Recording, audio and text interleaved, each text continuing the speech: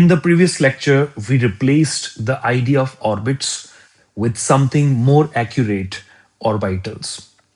We said an orbital is a region of high probability, not a path.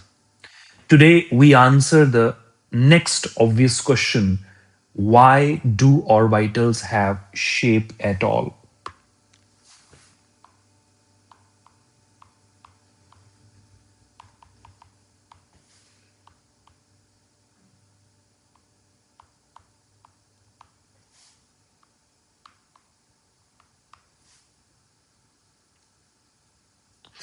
All right. So, to understand why orbitals have shapes, we have to move away from the idea of electrons as little planets and embrace them as three-dimensional standing waves. Three-dimensional standing waves. We will come to that in a bit of time.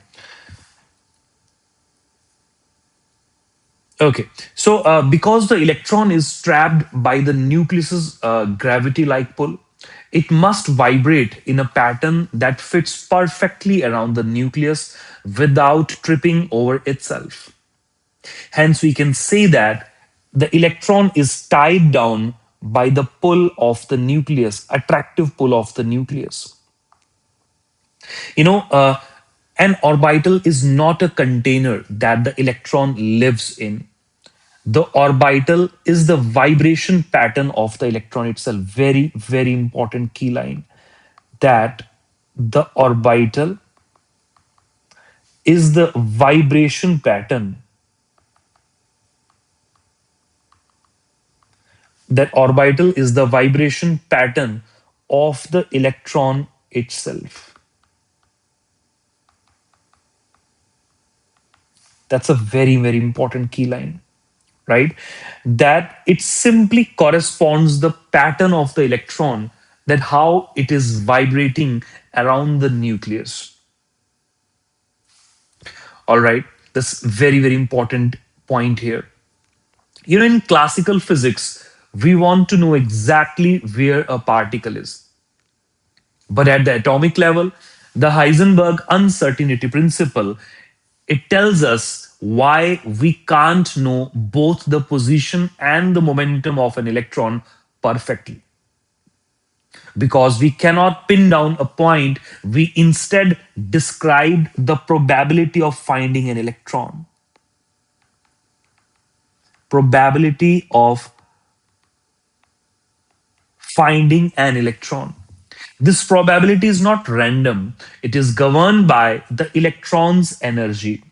All right, let's say this is a nucleus. So, how this electron is actually the basically, vibrating around the nucleus. This is just the vibration pattern of the electron itself around the nucleus. And that is what we are actually, studying in the form of orbitals.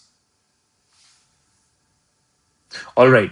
So now moving forward, let's talk about the shapes of our orbitals. That why do the shapes of orbitals comes in the first place?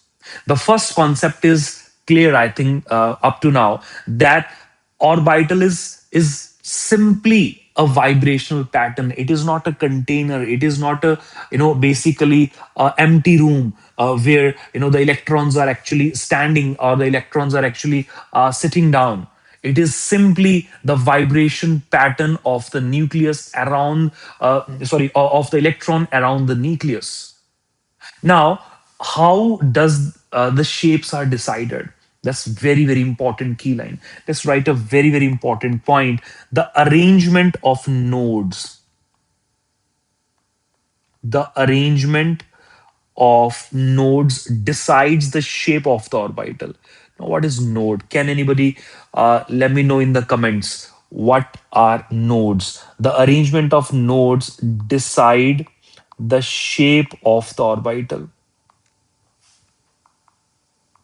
Okay, so when we observe the vibrational pattern of electrons around the nucleus, we carefully look forward for number of nodes. What is a node?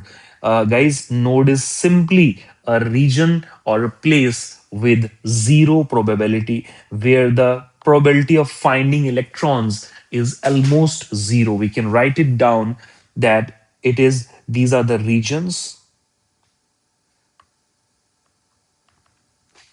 These are the region around nucleus. These are the region around the nucleus where the probability of finding the electron, where the probability of finding the electron is zero. So where the electrons basically the tendency to exist is zero or zero probability, such points are called as nodes. So we are looking forward to such nodes whenever we observe the vibrational pattern of the electron around the nucleus. All right, let's talk about the first orbital, s orbital, guys. Very, very important. The here From here the concept actually starts. S orbital. Now, how the s orbitals are decided? Why it is spherical, guys? Why it is spherical? Let me explain you with the help of a concepts why the s orbitals are simply spherical in shape. They are simply symmetrical, electron distributions. Look at that, all the electron density is symmetrically distributed, and these orbitals are spherical in shape. The s orbital has no directional preference. S orbital have no directional preference. That is, the electron wave spreads equally in all directions. Spreads equally in all directions. That is why we can call s orbital as non-directional in nature. Therefore, s orbitals are often regarded as non-directional because they don't have directional preferences, right? So they are called as non-directional. Okay, so the electron wave for s orbital spreads equally in all the direction, guys. That is the reason why s orbitals are spherical. I hope this is exactly clear to you that why s orbitals are spherical in shape. All right.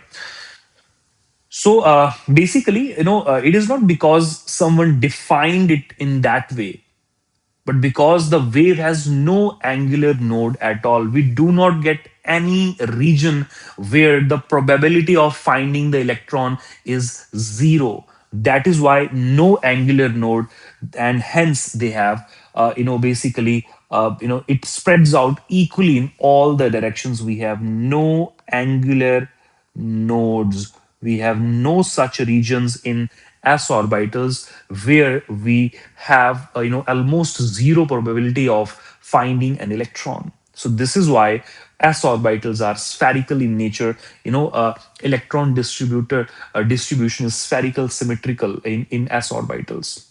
All right. Now let's go towards the next orbital, which is p orbital. Again, very, very important, guys. Let's understand about p orbital. Now, here, the important thing is let's answer why direction appears now. Why direction appears in the p orbitals. This is a major question that we are going to look forward in this particular section. So, basically, first of all, let's see how the p orbitals are actually drawn. Guys, these are dumbbell shaped. P orbitals are dumbbell shaped. These are dumbbell shaped. All right. Now you can see exactly here, basically, this p orbital introduces introduction. They basically introduces a direction, basically. Here, the electron wave has one angular node. You can see very, very clearly here. Here, this p orbital has one angular node. We got one space here where the electron existing, the possibility of electron is zero. So this is a node. All right. So we can simply say that p orbital are directional in nature because they are oriented in some specific directions. Okay. And you can see here the electron wave has one angular node. Okay. So that nodal plane divides the space into two regions. You can see here, if we can draw here, this basically nodal plane divides the space into the two regions. Okay. And this is why this p orbital has two lobes. These two lobes are there. And look at that. These are two lobes because this nodal plane has simply divided this entire orbital into two parts. Okay.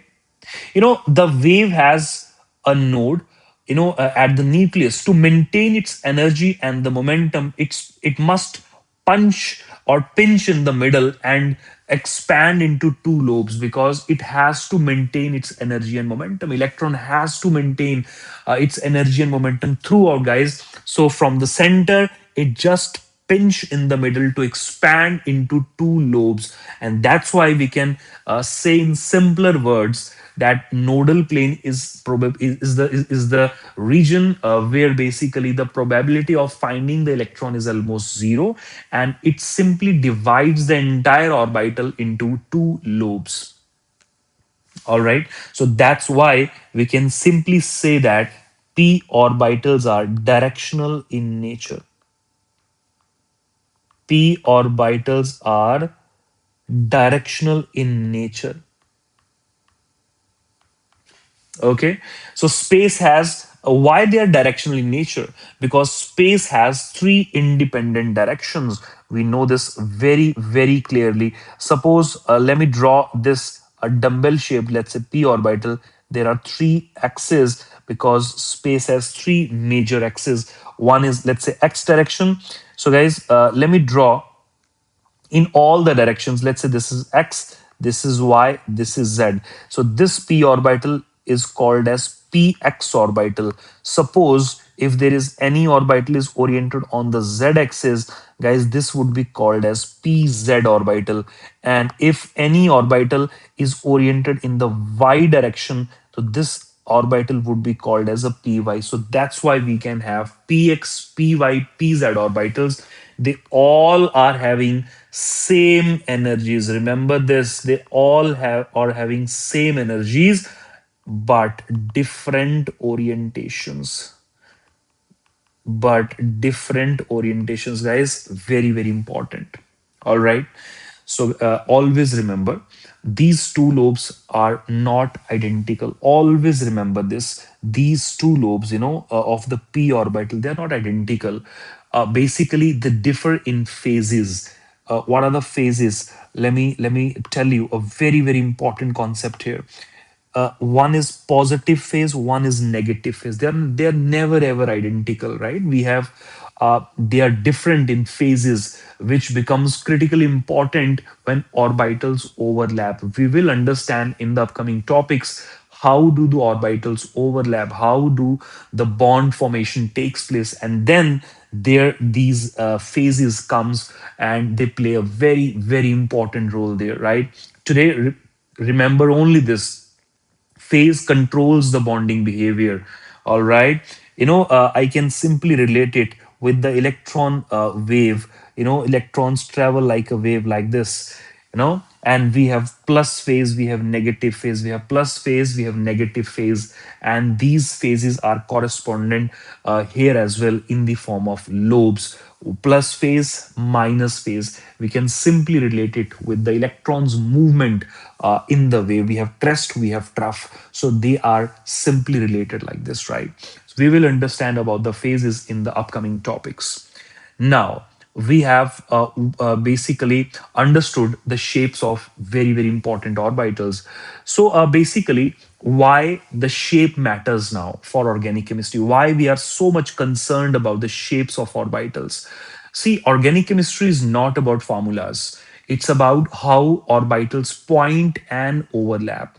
We will understand about sigma bonds and pi bonds. Sigma bonds are formed by the head-on overlap. What are head-on overlap? We will understand in the upcoming topics, such as pi bonds as well. Very, very important, concepts here. They are formed by the side-on overlap. So, what are head-on overlap? What is side-on overlap? We will understand in the upcoming topics, and that's why we are saying here that orbit basically how the orbitals point and overlap. Many things are decided by this behavior. All right, basically without orbital shape, reaction mechanisms become meaningless arrows. Okay, so basically in the next lecture, we will see how electrons fill these orbitals and why nature follows very strict rules when doing so. That step is essential before bonding making sense. So once orbital shapes feels logical, chemistry stops being a memory test and starts behaving like a system. Thank you so much.